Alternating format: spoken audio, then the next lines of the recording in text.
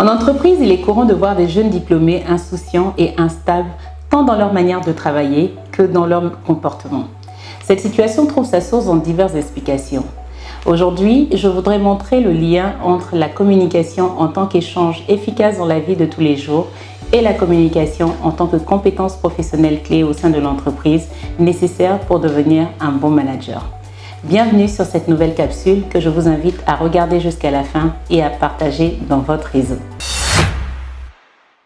Prenons un cas concret, les relations conflictuelles entre parents et enfants adolescents.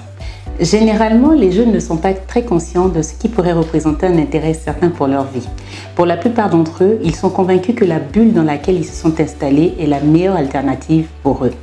Alors, au-delà de toute forme de situation conflictuelle qui touche deux générations, communiquer et échanger reste le meilleur moyen pour passer un message clair et influent. S'il est bien mené, cet exercice de pratique de communication se transformera en compétence dans la vie professionnelle de l'enfant et consolidera ses acquis. Alors vous me direz, comment est-ce que cela peut se faire? Eh bien, ce n'est pas très compliqué. La communication en tant que compétence est la capacité à faire passer un message à une autre personne en utilisant la méthode la plus appropriée, la plus ciblée et la plus claire. L'objectif ici étant que celui à qui l'on parle puisse entendre, comprendre et appliquer.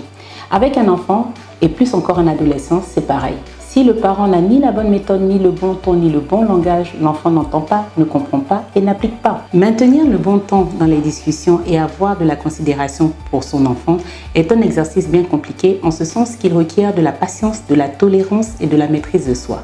En l'absence de ces vertus, la situation pourrait s'avérer très compliquée. Par contre, si tous ces ingrédients sont réunis, alors la sauce est délicieuse parce que l'enfant sort de son enfermement et s'ouvre à de nouvelles perspectives. Il évolue naturellement dans l'univers de l'échange et du respect mutuel et s'enrichit de cette expérience. Ainsi, en entreprise, il pourra faire valoir cette habitude d'échange systématique vécue dans son quotidien et confirmer cette compétence dans son travail et dans ses relations avec ses collègues et ses collaborateurs.